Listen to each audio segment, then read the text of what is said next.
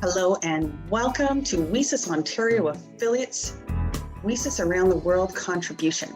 I'm Karen Nemani, president of the WiCyS Ontario Affiliate, and our affiliate has been working together to create welcoming spaces for women and diverse people in cybersecurity. We've also been working with our global cyber sisters to define and support what we as affiliates can offer women working in cybersecurity and looking to get into cybersecurity to address current challenges. And for us, it boils down to opportunity. Together, Heather, Pat, Kathy, Dr. Saini, Anudeep, Gagandeep, and Helen and I have all set out our WiCyS affiliate goal for this year. And our goal is to build opportunities for our members, opportunities to network, opportunities to find mentors, new roles, grow your skill set, and opportunities to raise diverse women's voices and highlight their accomplishments in this field. So to that end, I'm truly excited to be moderating a panel of Canadian cybersecurity experts today and discussing automotive vehicle cybersecurity. I'm Karen Nemani, president of WiCyS Ontario, and I'll share that I'm a mechanic's daughter, a fan of cars, and a cybersecurity practitioner who is in awe of the strides we've made in the last 20 years and in awe of what these women are working on. Today, I am here to discuss automotive vehicle cybersecurity with our guests from Transport Canada, Sarah Chapur, University of Windsor, Dr. Mitra Mirhasani, and also from the University of Windsor, we have Dr. Ikto Singh. Welcome, everyone. Thank you for being here. Thank you. I'd love to have you share with everyone who you are and what you've been working on, just a little bit about yourself. Dr. Mirhasani, would you be? Oh, okay, sure. So I'm Mitra Mirhasani. I'm from Electrical and Computer Engineering Department of the University of Windsor. So my journey to the cybersecurity has been kind of on many different tangents, and I kind of ended up now to actively pursue research in this field. I'm by training, I'm a circuit designer. So, and I kind of carry out that type of perspective into the issues of cybersecurity, mainly looking at how hardware can be secured so it won't reveal any information, how we can be sure that it's not creating a backdoor or backgate for malicious activities, as well as these issues related to counterfeit parts as well and Trojan hardware, which are all kind of very related to the integrity of the supply chain. And I'm very happy for the invitation and very excited for today's discussion. Thank you, as am I. Welcome, Sarah. Sarah, you're with Transport Canada, correct? That's Do you want to tell everyone a little bit about what you do and how you fit? Sure, of course, I'd be happy to. So I'm also really happy to be a part of today's panel and looking forward to our discussion. So a bit about my background. I've actually been working with the federal government for about 13 years now, so for quite some time. And for the last 3 years, I've been working at Transport Canada as a manager in the Connected and Automated Vehicle Regulatory Policy branch. And that's situated within our broader motor vehicle safety and security group. And so I actually joined right around the time that my directorate was established. And really our primary mandate is to provide leadership and support to help with the safe and secure testing and deployment of connected and automated vehicle technologies. And so under that broad safety mandate, my smaller team is really focused on developing policies for vehicle cybersecurity.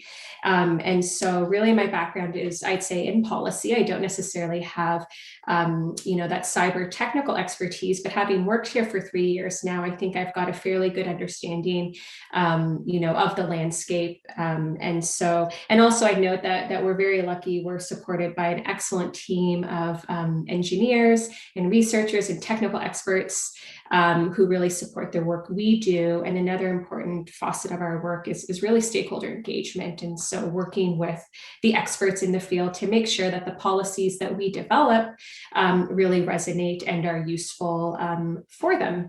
And so, yeah, I'm just excited to be here and expand upon some of our projects during the discussion. I'm looking forward to it. Thank you. Dr. Ikjo Saini, welcome. Would you introduce yourself? Yeah.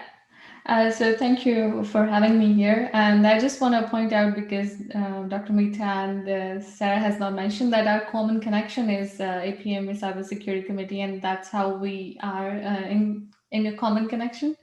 So I'm Ikjot Saini. I am an assistant professor, and I just recently joined as an assistant professor after my doctoral program. I have done the research in the connected vehicles security and privacy, and my research focuses on the location privacy and coming up with a privacy framework for the equitable assessment when there is a communication between vehicle and around the surrounding vehicles.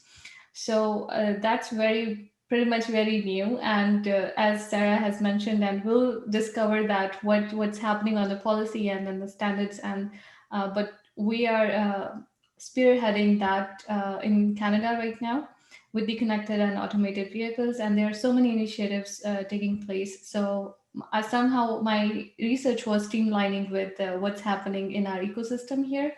And that's my research. And then I am also the co-director and co-founder with Dr. Mirsani of SHIELD, which is Automotive Cybersecurity Center of Excellence.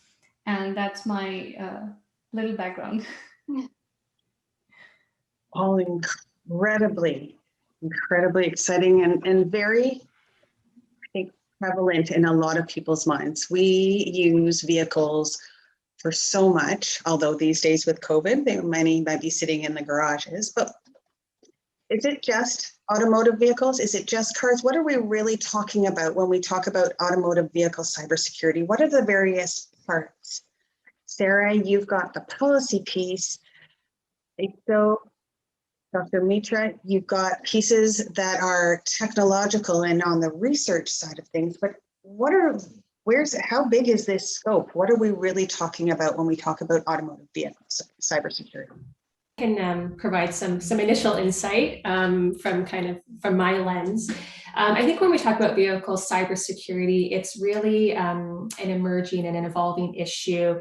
In the context of my work, I think as we continue to see an increase in connected and automated vehicle technologies and intelligent road transportation system, it's really fundamentally changing our transportation system. And these technologies have really great promise for road safety, as well as potential economic and environmental implications. But at the same time, the digital transformation really underscores the importance of ensuring that we're prioritizing vehicle cybersecurity across the vehicle life cycle. Vehicles have a long life cycle, and throughout that time, it's important that the software and the firmware and the hardware is continually supported. And I think, a cyber breach could potentially lead to operational consequences, compromise of vehicle safety, personal information, among others. And so why I think it's important is that if we really want to harness the full safety benefits of these new vehicle technologies, we really need to take cybersecurity into consideration. And I think to do this, we need to work collectively. And a lot of that great work is already underway. And so, between governments and industry and manufacturers and academia, I think we can work together to gain a better understanding and to keep pace with the landscape, and then to ensure that we're prioritizing, robust cybersecurity concepts, and that we have those safeguards in place so that we can fully leverage the benefits of these technologies. Do you see it from the same perspective, Dr. Mirhasani, Dr. Saini? For me, in what Sarah said is very valid, but also for me, it extends to even the manufacturing policies. Goes back to where and how we trade and how we basically export parts that are going to be used in the infrastructure and within our vehicles. So it goes all the way back to the first line of thought of, or the feel for the need of a certain vehicle or, services. So it's all basically going to be all the way from environment, connecting the vehicles, policies, infrastructure, manufacturing. To me, it's a very, very wide and large problem. I shouldn't call it a problem, but it is Challenge. Challenge, isn't it? It is. I didn't really think about parts coming in from other countries, but I'd imagine that's a huge part of it. There are, I don't know how many parts there are in any given car. I have learned that there are a ton of sensors, and depending on the car, the communications that are going on internally, us drivers are completely unaware. We hit the gas and we go, or we hit the brakes, not knowing that there's a computer thinking about and working together with our actions. So the way I like to think about cybersecurity is from a people, process, and technology. And I've heard that you're looking at, Transport Canada is looking at it from a people safety perspective. And on the technology side, you're looking at all of the parts. So let's figure out if we can build that connection between all the pieces. So I'm going to start at the top and jump back to Sarah for a second to just take a moment and tell us where your focus is in your framework. You've been building strategies and frameworks. And then I'd like to come back to you, Dr. Mirhasani, and you, Dr. Saini, to say, what are the implications of what Sarah's saying on what you're seeing in your research and what you're seeing in academia and what's being built out there? And are we on the same page? That sounds great. So I think to start, it's probably worth giving a brief overview of our motor vehicle safety regime. And so, and then kind of how cybersecurity fits within that broader framework. So my directorate is responsible for administering and enforcing the Motor Vehicle Safety Act. So this is the legislation which sets out regulations and standards for vehicles and vehicle parts in Canada. And it sets out a number of safety standards that manufacturers must meet under Canada's self-certification regime, which is similar in the US. Of course, the department conducts testing to ensure compliance with the federal requirements. And it's also important to note that manufacturers are required to notify Transport Canada if they become aware of a defect in the design or construction of a vehicle that could endanger the safety of persons. And this does include any safety defect caused by the vehicle's cyber physical system. And as I said, Transport Canada does have the authority to mandate corrective action and investigate in those scenarios. So I think building on the strengths of that robust motor vehicle safety framework, my team is really looking at activities to further support vehicle cybersecurity. And we're kind of using a bit of a layered approach, I'd say. So we are developing policies and tools that are non-regulatory, but really complement our regulatory framework and set out basic safety and security expectations for stakeholders. As an example, we published cyber guidance in May 2020. At the same time, Transport Canada is conducting research on these new technologies and monitoring research that's going on across industry. We also have funding programs such as the Enhanced Road Safety Transfer Payment Program and the Program to Advance Automation and Connectivity in Transportation, both of which can be leveraged for cyber projects. And as I said earlier, stakeholder engagement is a really important part of our work. We know there's a lot of great work going on already. And so we want to leverage that and stay abreast of emerging developments and ensure that any products that we developed are really informed by stakeholders for whom they're ultimately meant to serve. Dr. Saini, do you see this on your end? How does it impact you when you see the strategies, and are you part of the conversation that is going on with Transport Canada? Yeah, somehow it affects, and it is the layered approach, as Sarah has mentioned. And earlier also I wanted to mention it's the connectivity that is another pervasive issue, which is going to be all over with the connections between the vehicles, with the infrastructure, and also on the ground, the floor where the manufacturing units are being automated and they will be connected too. So we are not just even considering the smart city, smart home, or just these aspects, but also where the industry is, there is a manufacturing unit which will be automated. Further, it will have the industrial IoT. So I think these are the little components which we miss, but then it wraps up the entire ecosystem. And I think Sarah and their team would be working on this to ensure that these are in the entire life cycle.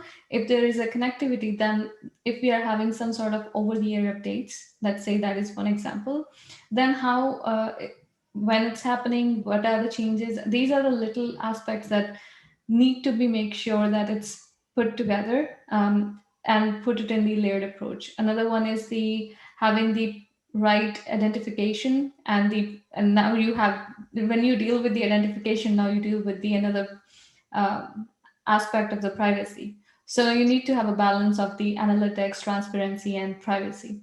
So these also further gets into this layered approach. And definitely, if there will be more talks, because there are always blind spots when there is an engineer building some components, they might be missing some of the aspects which can be only seen in the codes itself. So that code, when it's written, it should also have that secure coding approach. So I'm not sure how far it is in the Transport Canada's policies, but these are also the things that, from a computer science point of view and network security point of view, I can say that these also fall under the same aspects. And in academia, we see a lot of research is happening around different aspects of this ecosystem. Might not be directly applicable today. We cannot see the whole picture because it's not out there, but we are going to see that slowly putting all these pieces together. You brought up a really important point, I think, when you talk about the various areas, the vehicle, infrastructure. I'll add people to go back to Sarah's point about safety, because that's ultimately, I would imagine, what it's all about, ensuring safety of people on the roads. And how do we do that and ensure that, both from a policy and technical perspective and process, which will come out of it. Dr. Mir Hassan, from an engineering perspective, where you focus on hardware, you said, is that infrastructure, that crosses all bounds, does it not? And are you marrying cybersecurity and engineering as well in that aspect? Yes and no. So the security of hardware is actually rather new era in the cybersecurity field. And we haven't even discovered all the possibilities yet. Every day we find a new threat, we find a new way in. And for example, there are certain claims of the certain institutions or whatever, they're trying and they're saying they can catch any hardware or any Trojan hardware, basically based on a proposed approach. But the story gets very scary with the new discoveries that basically there is no way of finding these no straight way of finding these Trojans and malicious hardware that easily. Is this because there's, sorry to jump in, is this because there's so many different car makes, models, manufacturers, as well as happening in different countries with different regulations? That and the complexity of the hardware and the fact that we don't have the whole control over the design, the way that people design hardware. For example, if you want me to design, give me a specific, requirement for a sensor and pass that to me and several of my colleagues, even at one institution, we all come up with different configurations. And each of those different configurations have a different way of getting attacked from the hardware point of view. Forget about the software because that's on top. Right. So the design complexities are very, very, varied. Regulation, policies, all are kind of different, as well as I have to say, when in 2014 I was talking about hardware security, people were looking at me like I'm talking weird, topic, and what is she talking about type of look. But now we are coming to realization that yeah, those threats are actual, they are real, and there is no way out of them. So what we are proposing in engineering, even though the main principle for engineering is reduce cost, increase efficiency, we have to say that add the design by hardware, the secure by design principle early in your design process. Yes, it will add up to your production cost. It will add up, to your design cost, time, turnaround time, manufacturing, all of that.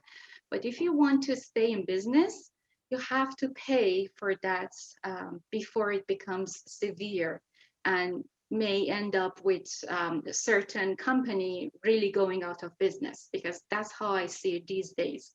If companies don't comply with certain security threats, they should be aware that in future there might not be any chance for them to remain in business anymore.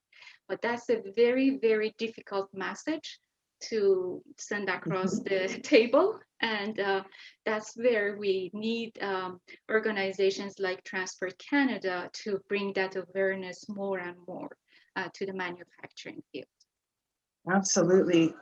Having worked in cybersecurity for a number of years now, one of the biggest challenges I've seen myself and heard from practitioners is having to what we call back-end security into a product or a piece of software after the fact. It's actually that much more costly. And then on top of that, you potentially have reputational and trust issues. There are many, I don't want to name names, but there are certain companies that learned it the hard way. Yes. That they have to basically, and now they're trying to get their reputation back. But once you lose the trust, and it's not just a matter of losing trust, it's a matter of people's lives, their livelihood. There's, a company can just shrink in a blink and an eye from a multinational corporation to merely a zombie company with a few people. So that's loss of revenue, the style of the people's life. And we have to make sure that we remain on top, at the edge, in forefront of the advancement in the field. And again, works that Sarah and the team in Transport Canada does in terms of bringing awareness and issuing those compliances is very, very critical. Companies might not like it now, but they would love it later. They would appreciate it later when certain things happen. So if you're, as you said, there are a number of cybersecurity issues that are being discovered very regularly, from what I'm gathering based on what you said. How does that information get up to Sarah's team, who's working on strategies? If there's threats that we haven't thought about, there's risk that hasn't been thought about potentially. So how does that communication piece go? Because you're in a university setting, you're teaching, you're doing a ton of work, and you're learning so much. How do you get that information up to and out into the world so that manufacturers can find out, so that we can get the regulators and the policymakers like Sarah informed to understand, to know what to put into place from a regulatory perspective as well as from a compliance perspective? One of the approaches that Ikshrat and I are basically taking is that, through collaboration with outside the university, we are reaching out to more and more not-for-profit organizations. So through APMA, Cybersecurity Committee, that's where we kind of are sharing these ideas and working together on basically these knowledge sharing avenues. Also, one of the main pillars of the Center of Excellence that Ikjat and I co-founded is this outreach activity and basically creating public awareness. We are planning on offering free webinars, writing white papers, basically introducing newer courses to try and not just have our results published in a peer-reviewed journal and then just certain people read it, but just translate that technical problem and challenges into a language that is can be broadcast much easier and be shared with more than just technical experts. And I think Ikjat has also other activities like ASRGs that she is doing and they are adding to this ecosystem. Yeah, actually, since it's a more of a global activity, if you see it that way, because it's gonna impact. You are having import export of the different parts, and since these parts are coming from different parts of the world, so now we need to have some sort of regulation and same awareness globally.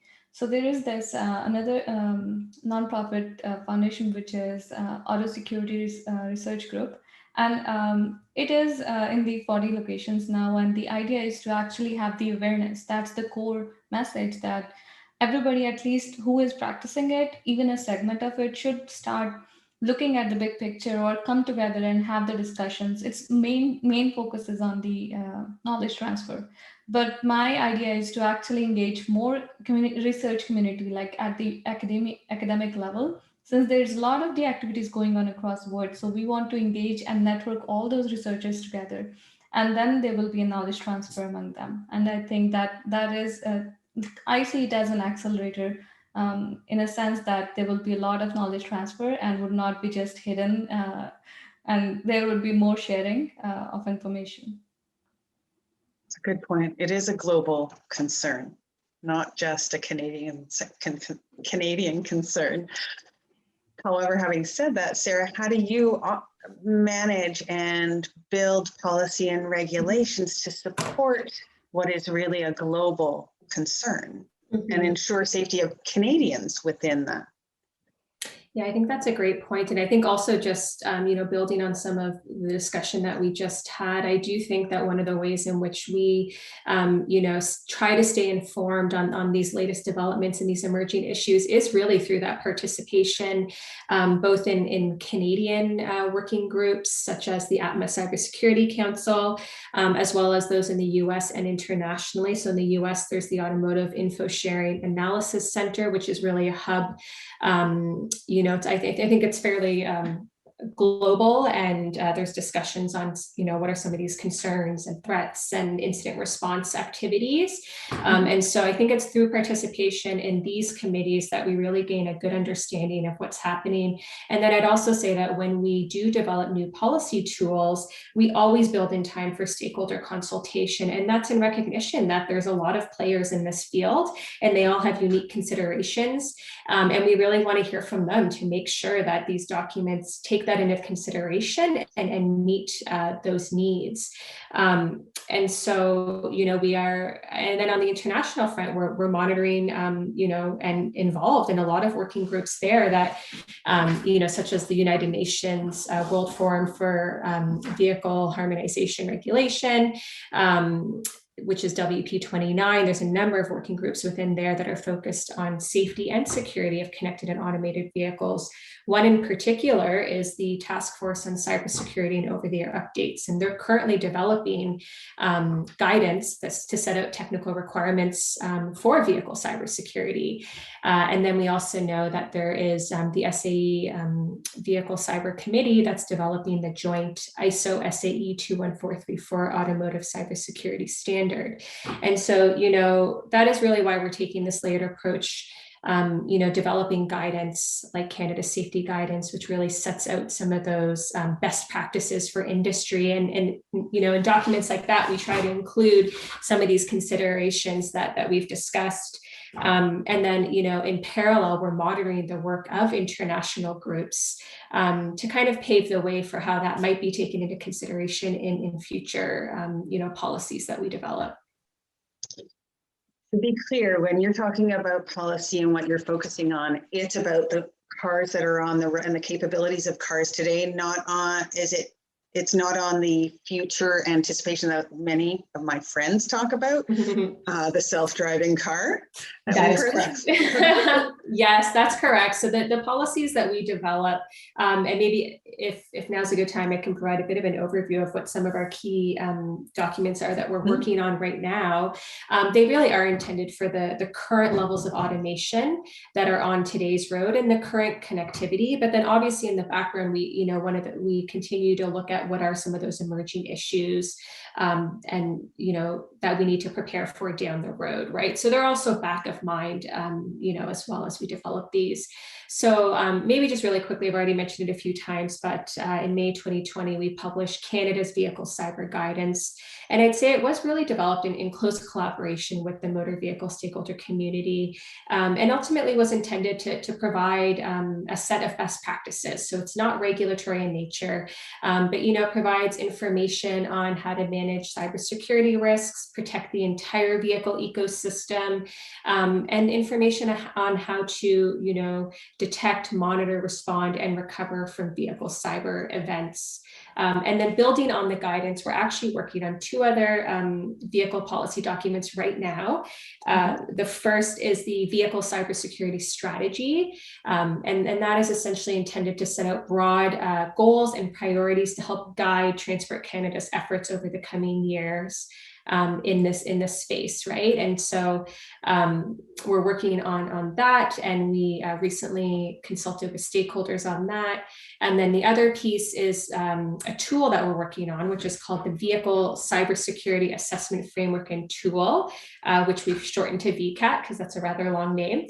And this is, again, another non-regulatory tool that is intended to support manufacturers and suppliers to assess their vehicle's cyber resilience and cyber posture. And so really at the heart of the VCAT is a robust set of self-assessment questions. And these were very much informed by some of these international pieces we're talking about, the ISO SAE draft 21434 standard, the NIST framework, and our very own cyber guidance. And so once it's published in the coming months, we're encouraging stakeholders to use the tool. It will give them a measure of kind of in various areas like, you know, concept phase, risk assessment phase, continuous, you know, cybersecurity activities. So it'll give them a measure of consistency, and at the same time, we're encouraging them to submit their completed tool to Transport Canada, because that information will be really key to helping inform and shape future policies. And then maybe just quickly, I would note that we actually just recently hosted a vehicle cyber workshop. And so that was a great opportunity to consult on both of those documents and to also bring together, you know, a bunch of different stakeholders from government, industry, academia, to talk about what some of these current and emerging issues are. How do you keep track of what the big risks and issues are when your scope is so big and you're looking around the world? Are there a few that are musts that cyber practitioners in this field need to think about? I think, you know, one of the ways in which we do that is really through our stakeholder engagement efforts, both within Canada and internationally. You know, we do want to ensure to the extent possible that our approach aligns with other international regulators. We do consistently hear from stakeholders the need to ensure that we have a cohesive cross-border approach. So, you know, we do engage regularly with our US counterparts. And, you know, I think it's just through these engagement activities that we learn from the stakeholders what the key issues are. And then also, as I mentioned, through our own research and testing that we're doing, that, you know, all of that taken together really provides that evidence base to inform these products. And so I'd say within the cyber guidance and then within these other tools, you know, we try to focus on what are those key aspects. recognizing again, like I said, that my particular group is focused on vehicle safety and security. There's other groups in Transport Canada that are working on other factors, related to CAVs, including infrastructure. And so we also try to work closely with all of them. And then even just in the broader federal government, there's a number of departments that have cross-cutting mandates for cybersecurity. So I think there's a lot we can learn even from other sectors, from practices that they've implemented. And so, I think that's it's a bit of a comprehensive approach. We try to look at it from a few different angles. I think that there are a lot of different groups working on these challenges. And so earlier in our discussion, I heard Dr. Mitra and Dr. Saini talk about SHIELD, a center of excellence. Dr. Mehrasani, could you tell us what is SHIELD? What does it do? What's its purpose? So we established SHIELD as our kind of, because we had a vision for a more holistic approach with greater focus only on automotive. When we were looking at, trying to, when we were looking through the different organizations, different platforms, we kind of found out that most people wrap the cybersecurity or automotive cybersecurity, consider it one special case of general cybersecurity. Therefore, there are some commonalities between, for example, a computer network and a network of cars, but at the same time, it demands its own. It demands its own basically needs, and it has its own restrictions, limitations, and challenges. And we didn't find anyone that is greatly focusing on issues of automotive cybersecurity. So that's why we decided to create a center with that focus, with that view. And I mentioned the word holistic. Basically, we would like to have different expertise, although at this time we are a rather small center. We just established less than kind of like a month ago. But from engineering, from computer science, but we would appreciate and would like to have people from social sciences, law, finance, all the other different aspects of human life that might get kind of affected by complexities of automotive cybersecurity. So that's basically the very general, short description of what we had for the SHIELD in mind. Can you tell me what SHIELD stands for? Sure. See, I thought it was a windshield.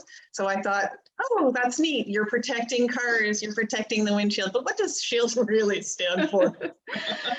So SHIELD stands for Secure Hardware and Intelligent Embedded Learning Devices.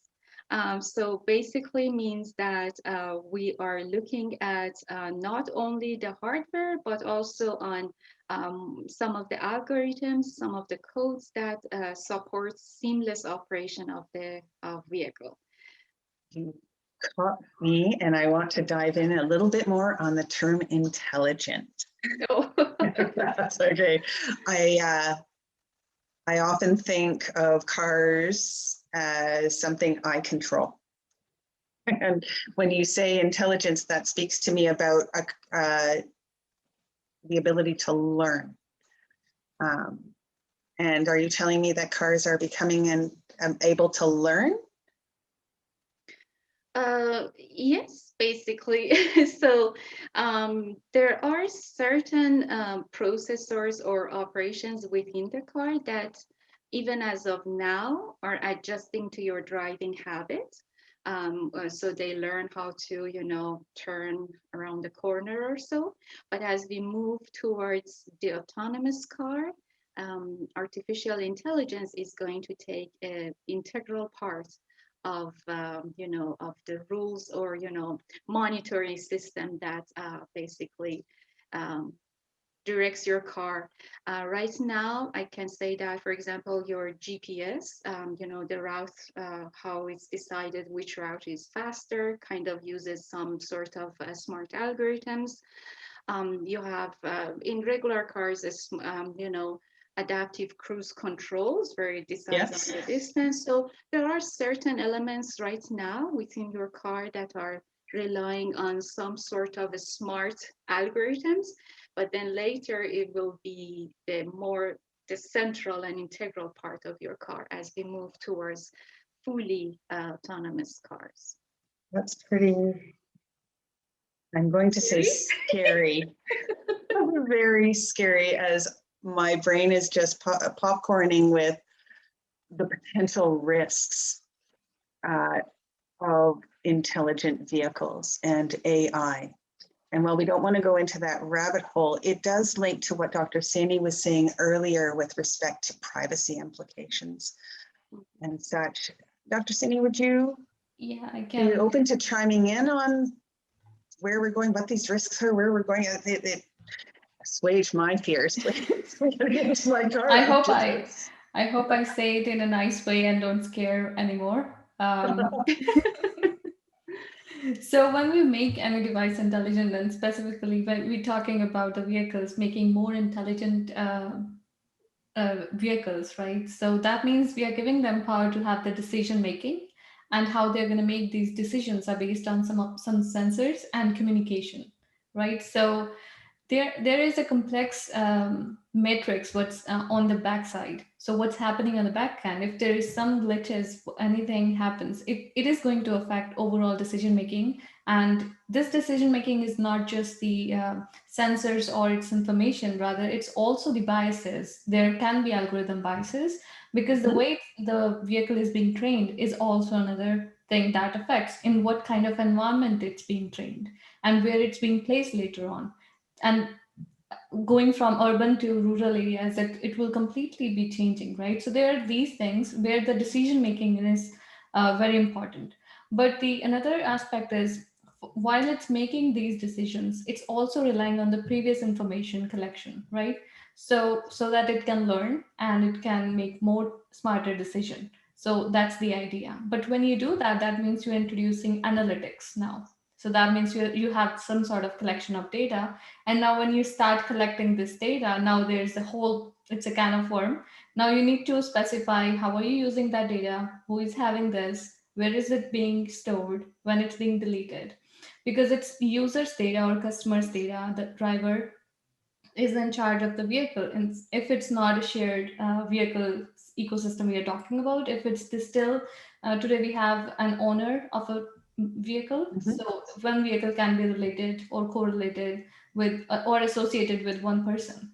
If that is the case, then now we need to start thinking about data analytics versus the privacy. So how much information should you collect? Now this really matters, because it can give away the personally identifiable information. So we want to have that balance, rip off all the information that can actually do that. But since we know today AI is not having that balance, we know that for a reason, because there are so many data points, even because there are claims being made, you use phone all the time, you move all the time, its location is by default on, so it's still tracking you. But that is a different scenario when you're talking that wherever your vehicle is going, even though that means you don't have control, right? If by default the system is taking your information and analyzing for the safety, but then not balancing your privacy requirements, then I think that's an issue. And that was primarily the concern I had when I was doing my doctoral dissertation, that how we will remove that element from the system itself and make it privacy by design system that follows this principle. So there is a very fine balance we need to, at least we can aim for that. I'm not sure where will we be, but at least we should be thinking along the lines when we're building these systems. It makes me wonder what the manufacturers and the people taking care of cars, like my dad, what they would see. I did ask my dad what he could see when he plugged into a car, and I asked him where the computer was in my car. Apparently it's under my seat. He doesn't see an awful lot. So it makes me wonder, is the AI portion that's being built in, is that for the car itself? Is that for the manufacturer? Who's that? Is it just for the vehicle owner? Why so much AI?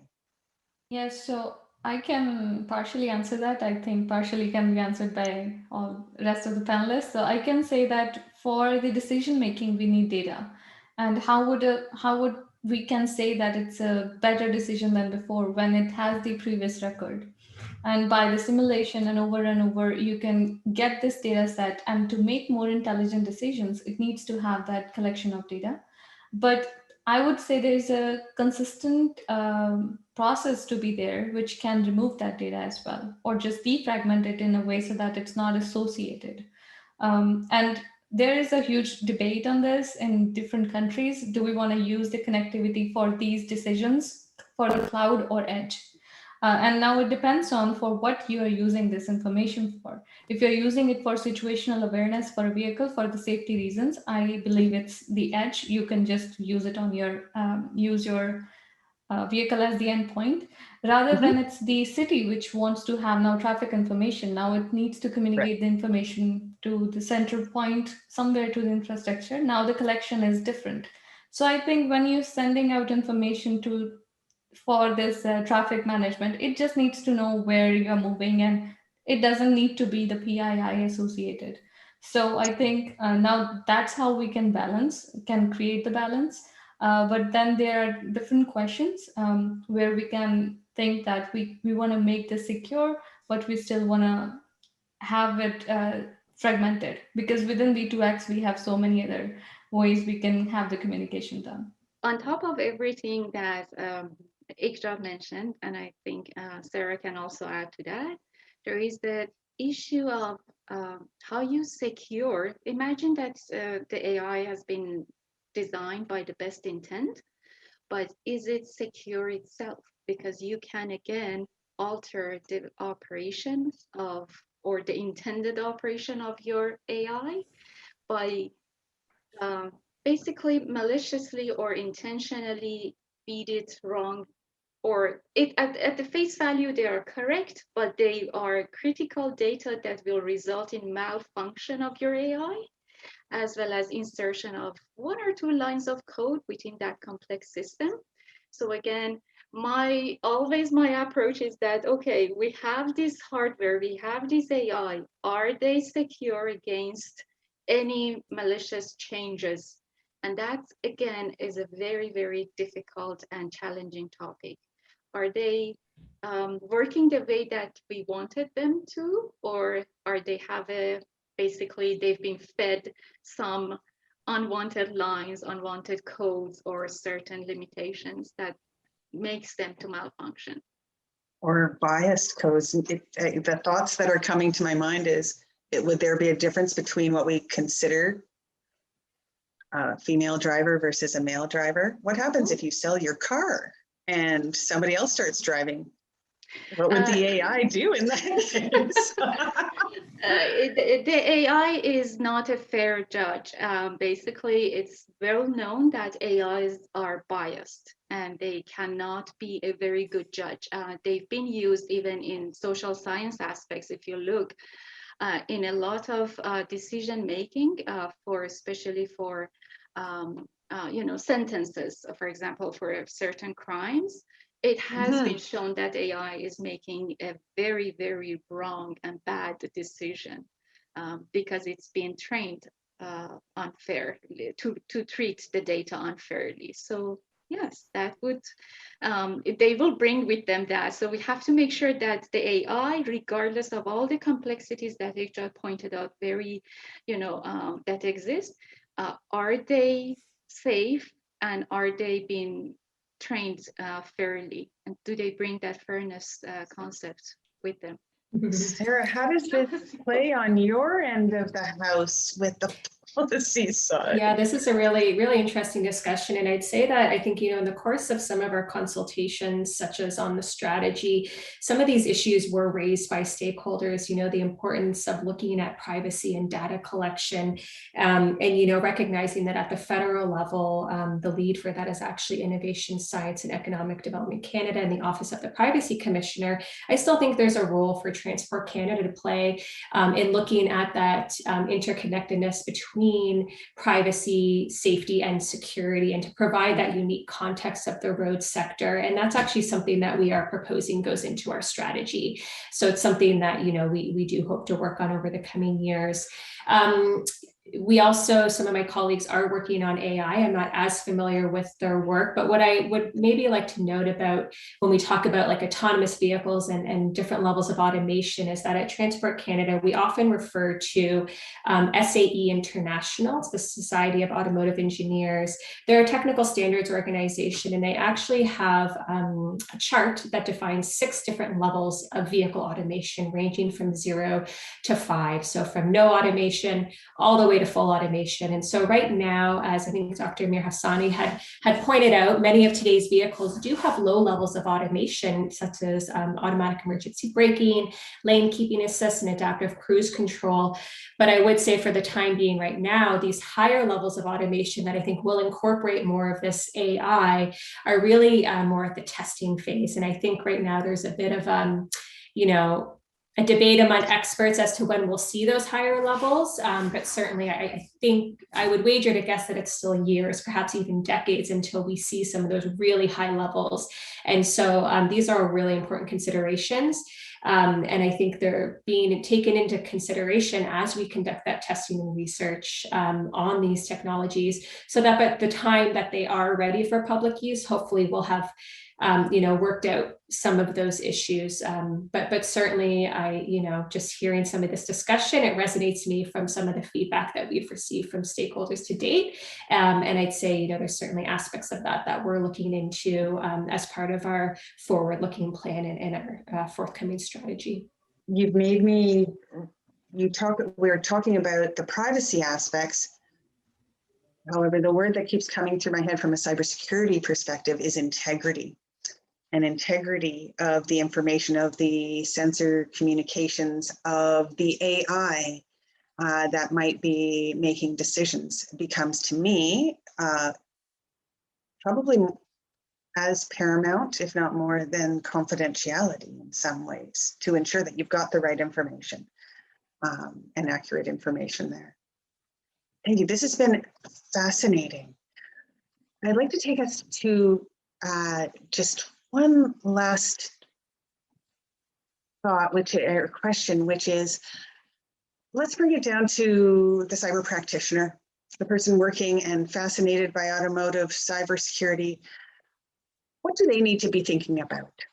What do leaders in this space, practitioners in this space, really need to be considering when they look at what they're building, whether it be an individual part for a car, to the actual vehicle, to the infrastructure that supports it? What are some of the top of things that should be top of mind for these practitioners and leaders? I think really that's kind of, the driver behind some of the policies that we're doing, is that we're really trying to set out what some of those key areas are. So, as I mentioned in the cyber guidance, we have a number of different best practices, and we really encourage stakeholders and manufacturers to take that into account throughout the vehicle life cycle, from the beginning to the design to the end of life. I think, we've already discussed some of the other areas that I think would also, be important. But again, coming back to my safety focused approach, I think it's, looking at what safeguards need to be in place and what are those robust mitigation measures that we need to incorporate from the front end, so that we can really leverage the full potential of this technology, so that consumers and the public can feel confident that when they're, using these new vehicle technologies, that their safety, their security, and their privacy is all taken into account. And so I think those are the 3 areas I think really need to be top of mind as we're designing and manufacturing and testing and deploying these vehicles. We need to look at making sure that, safety is paramount. Identifying what the cyber mitigations or what the vulnerabilities are, and how can we try to mitigate those really. And so and then I think another point, and again we've kind of touched on these in addition to data privacy and data collection, which has come up in our stakeholder engagement, is also looking at that connection between the vehicle and the digital infrastructure, like the intelligent road transportation infrastructure. My group is focused on the vehicle, but within TC we do have a group that's looking at infrastructure, and so we work really hand in hand to make sure that our approaches are complementary. But as we continue to see advances in both of these areas, I think that'll be something that is top of mind as well. Dr. Mirhasani, what would be your perspective on what leaders in this space should be thinking about? I kind of, would love to see that the policy designers as well as the technical experts not to ever think that they recognized or identified all, issues and challenges with the cybersecurity. Certainly helps to always share knowledge, transfer the knowledge, and keep updating, and also revise the policies every few years, because this field is moving at such a speed that a lot of the issues that we now realize are critical, we had no idea that they existed anymore. So I think that we have to be as agile as the field is, and basically keep up the work in training, education, knowledge sharing, and revisement of policies. A lot of food for thought there, Dr. Mirhasani. Dr. Saini? I can wrap up what Sarah and Dr. Mita said and can say it in at least 2 lines. The first one is the functional safety is these, it's closely tied with the cybersecurity and automotive. So if you're working in cybersecurity, it should be in your mindset that you are actually making the difference by impacting lives. Now you're saving the lives. That's how your mindset should be. And the second thing is in automotive, when the industry leaders in automotive need to understand that the cybersecurity is not a checklist that you just have a tick every year. It's more of a rapidly evolving, and as it's evolving, you're retraining your employees and actually not looking for the employees having all the expertise, but rather actually let them grow and have the reskilling when they are working on it, because it's evolving in a way that it's constantly evolving. So we cannot even have the certifications or the courses right now. So, but we still have the positions which we need to fill in. And I think I saw one survey which has huge demand, and it reflects actually a different kind of gap, that suddenly all the automotive major OEMs started hiring automotive cybersecurity engineers, but rather what they are going to look for. They're going to either have the cybersecurity certification, they would have the understanding of operational security and information security, but they would have this whole blind spot of how the operations are actually working, what an automotive actually processes are. They might be completely different, and you should be having those lenses with you.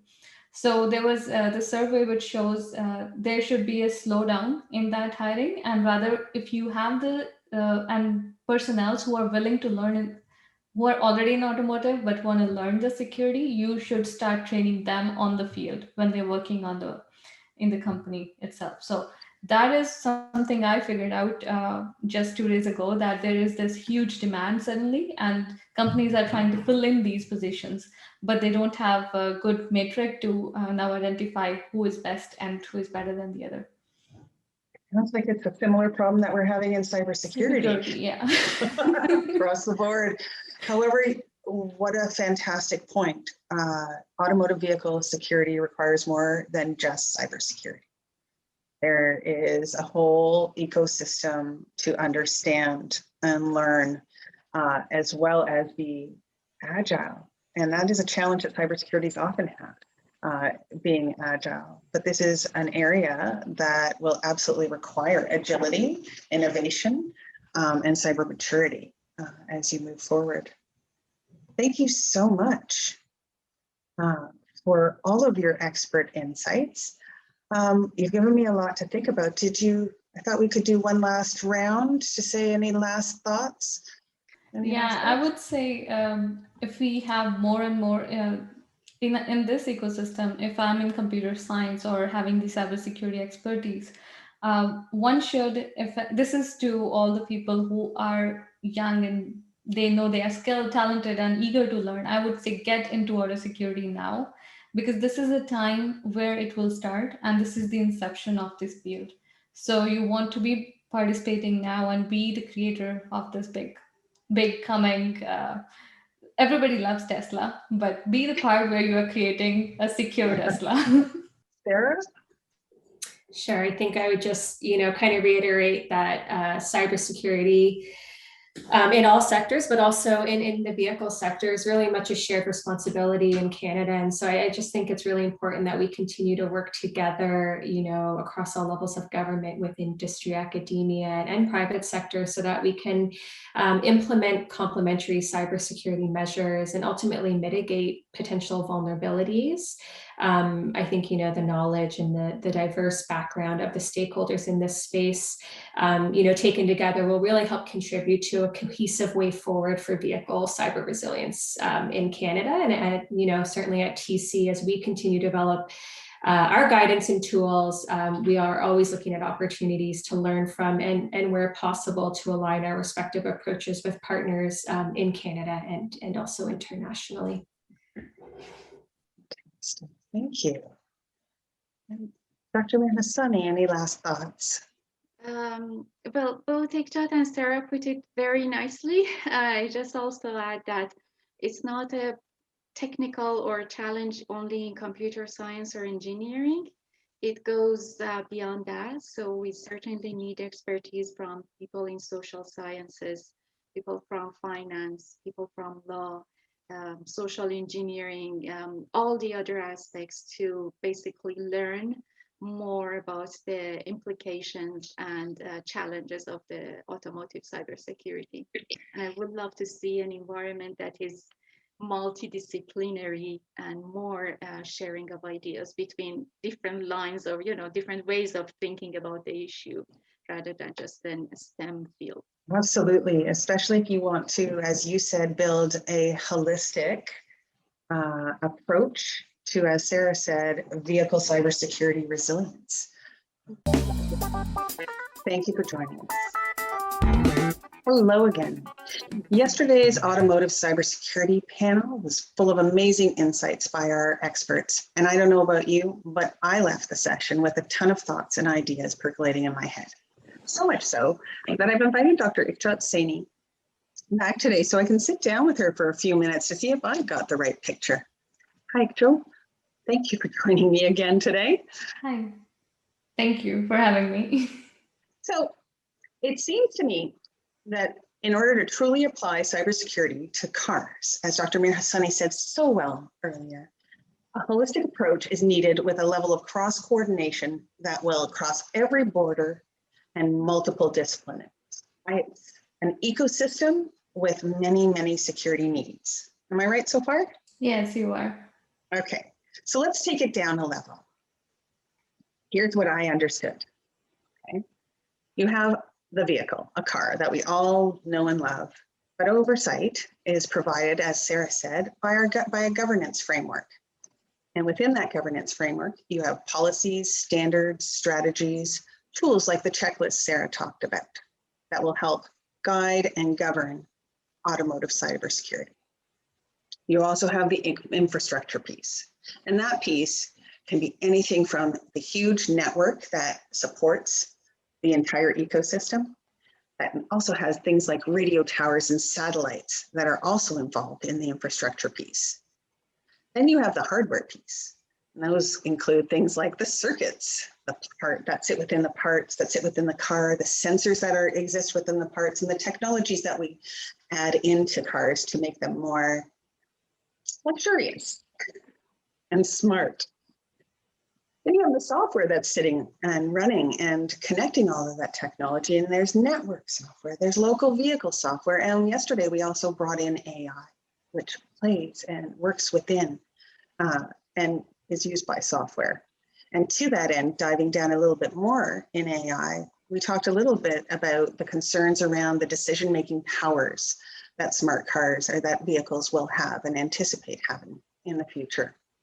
And on top of that, we go to supply chain, which to me is a huge, massive part, because all of the hardware and the software, all of those come from someplace and they're not necessarily localized here in Canada. So you got regulations and standards that are country specific in some cases, and those contracts that need to meet the requirements and the regulations in order to support giving us parts, say, here in Canada. And then there's the human facet that we were talking about. So I put corporate social responsibility here. Yesterday, Sarah talked about it in terms of environmental impact and our environment and the environmental footprint that is of concern and that gets taken into account by many countries when looking at automotive footprints across the board. And then you have the social aspect, so looking at for sociological and psychological impacts and needs. And lastly, I included legal, which is, again, the regulatory and compliance, but this is like the privacy piece, the audit piece that we put in. You also probably have export compliance here, I would imagine is very, very huge, given that you're talking about encryption. And we can't necessarily export encryption out of certain countries to certain countries. There's a lot of rules around that I imagine all come into play when we're talking about cybersecurity for automated vehicles. So how am I doing? You're doing perfect, actually. So this is the holistic approach that you have shown us through this picture. And I can see that it has all those little components that we always are concerned about. So underlying all of this, then you need cybersecurity. That's the message I got yesterday. And cybersecurity, it's a really big term these days because there's so many moving parts. But this is where I walked away with, that we need a really robust cybersecurity framework that addresses all of these areas. Privacy needs to be designed in. We have a huge network security component, hardware, software security, Internet of Things security. Think of all the things we're going to be plugging into our cars. And at the end of the day, the vehicle becomes the endpoint, and we should be looking at them in many ways like we do endpoints on our networks. Am I still right? Yeah, you are. So these are the main streamlines the automotive security sector itself is looking at. And when you mention IoT security, I think Internet of Vehicle is a subset of Internet of Things. So it's a subset, and it directly impacts how you provide the security within these Internet of Vehicle, and then it's how it's going to impact overall IoT. The scope is huge. Yeah. And the scope of the need for cybersecurity professionals to pay attention to this sector is quite, I'd imagine, necessary. Yeah, it's urgent and necessary both at this point. To sum it all up, then, what you and Dr. Mirhasani have just created in SHIELD is the idea of bringing all of these elements together to build the awareness, to build the infrastructure, and in a way that puts cybersecurity right in the center and embeds it as you build and move forward in growing the field of automotive cybersecurity. Yeah, so that's what it is. And there are 3 pillars of SHIELD that we aims to work on and try to stick to those 3 pillars. The one is research. So we want to have the acceleration in the innovative ideas and solutions that we can produce in Canadian built systems. And if you see in this picture towards the right side, you have infrastructure, hardware, software, and artificial intelligence. All these components fall under the research directly applicable to engineering disciplines and computer science disciplines.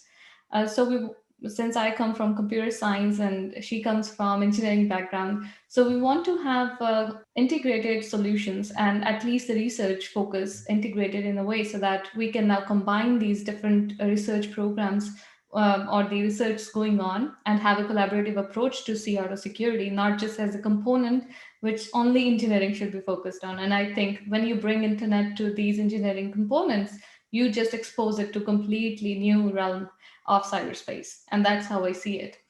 And also we want to now educate the upcoming youth and the young talent so we can build a talent pipeline. So we are also working on the courses, and in future there would be micro credentials so that we can have not just the cybersecurity or automotive as it's not the binary. You can not have the either. You need both of these mindsets and context when you're applying your knowledge.